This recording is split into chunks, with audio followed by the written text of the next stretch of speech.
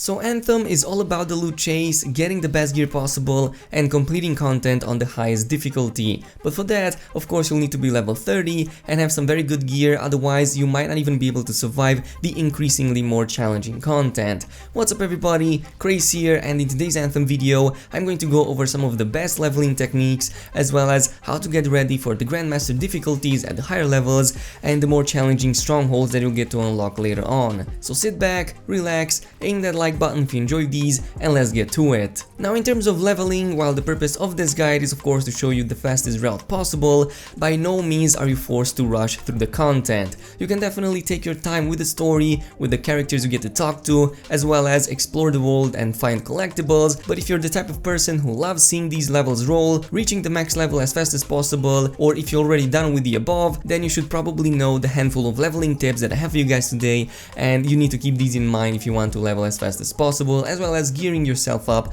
as much as possible. For the most part, all forms of expeditions reward XP and loot, but some are much better than the others, at least in terms of leveling, and there's a few extra things you need to keep in mind to maximize this. From the best to worst forms of expeditions in terms of XP gains, we first have the contracts, then we have on the second place the agent missions, on the third spot there's the critical path, and finally we also have the strongholds and the free play, over which I'll go in just a bit, explaining why I believe these last two options are not really that great in terms of leveling. To explain further, I chose contracts on the first spot because they take the least amount of time of all content to complete and pretty much reward you the max amount of XP of any other expedition. The second spot of course went to the agent missions, though it's a rather close second spot to the first one. You'll get roughly the same amount of XP from these as well, it's just that the contracts are repeatable, probably also infinite, and you'll always have them available, which can be said the same with the agent missions. Third spot, obviously it's the critical path or the main story, and the reason this is behind the other two spots isn't because you get rewarded less XP at the end of them, but rather because they take much more longer to complete. Sometimes they're just structured to be longer compared to normal missions, other times they just contain cutscenes, and if you care about the lore and everything, you'll most probably not want to skip on those cutscenes, which again contributes to making them longer. Now why did I not pick strongholds and free play as good leveling techniques as well?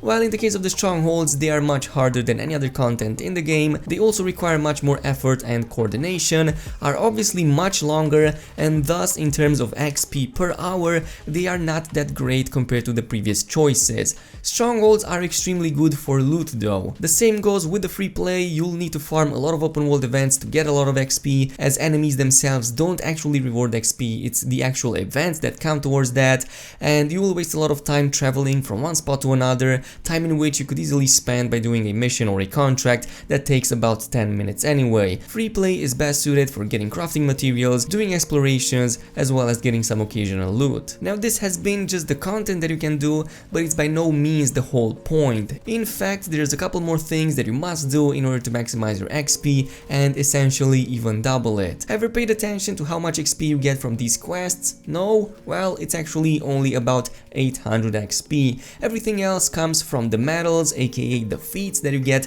during the expeditions, as well as the alliance system. You can check the medals that you get in the end screen, typically ranging anywhere from 8 to 12 on your average run, with several tiers for each, from bronze to silver and finally to gold, and of course the higher tier you get, the more XP you get for those medals. If you ever wondered where you can check them in more detail, you can do so during an expedition by bringing up your journal, and you can do that by pressing the letter J on your keyboard or the equivalent on your controller. Here you can see the full list of all of the available medals in the game, as well as how much of them you have completed, but keep in mind that the progress is only tracked in this menu while you are inside an expedition. But what's important here and what you need to keep in mind is that you need to do as much as possible during these missions.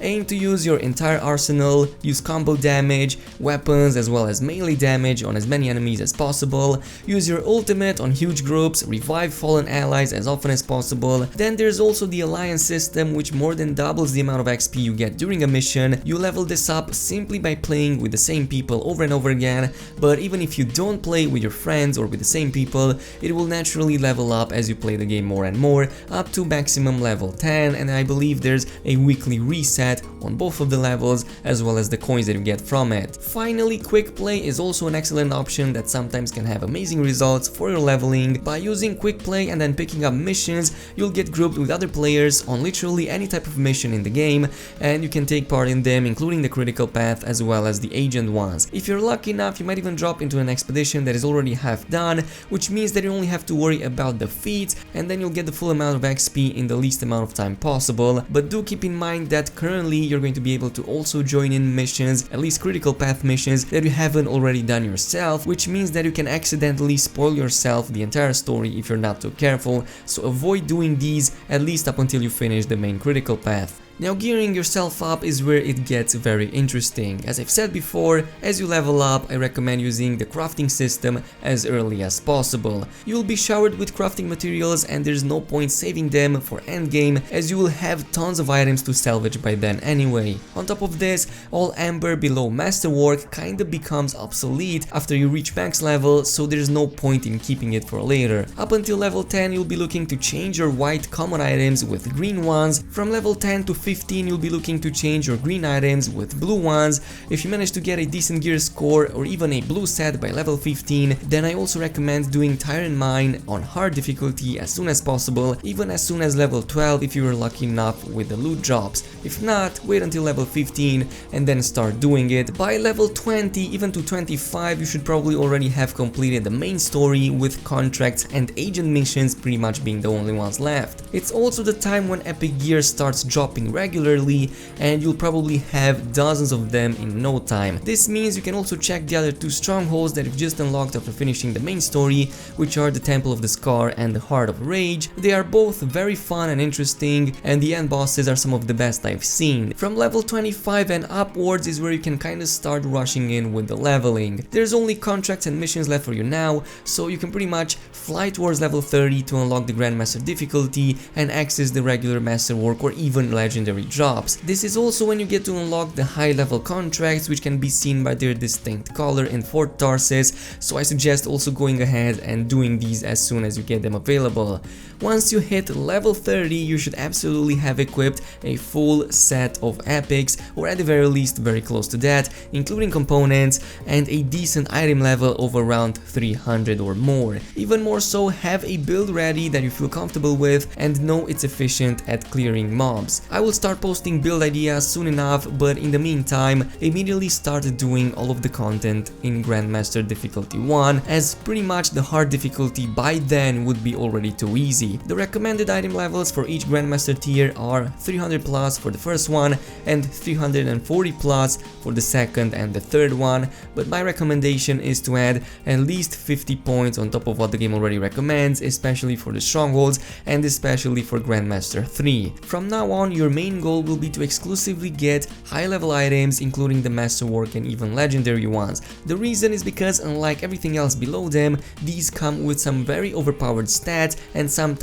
they completely change your build to the better. For example, I've got two very powerful weapons with some very amazing inscriptions on them. One of them is the Marksman Rifle with a chance to do lightning damage on targets. This buff is absolutely destroying shielded enemies, by the way. It literally reduces them to the level of regular trash mobs. Then there's also this heavy pistol that I just got. It gives a 200% damage increase to weapons when hovering, and this means that a single pistol shot can do maybe 2 or 3 times the amount of damage of your regular ability, and that feels extremely powerful even on Grandmaster 1. But once you push into the range of 350 to 400 item level, start going into Grandmaster 2 and even Grandmaster 3 content. I suggest starting with the missions first and the contracts, as rewards scale with your pilot level anyway. anyway, and even if you have low level allies in your parties. In terms of strongholds, Tyrant Mind I found to be the easiest of them all, but it's still insanely hard on the Grandmaster difficulty, so make sure you are prepared for that. By far the hardest stronghold I've seen so far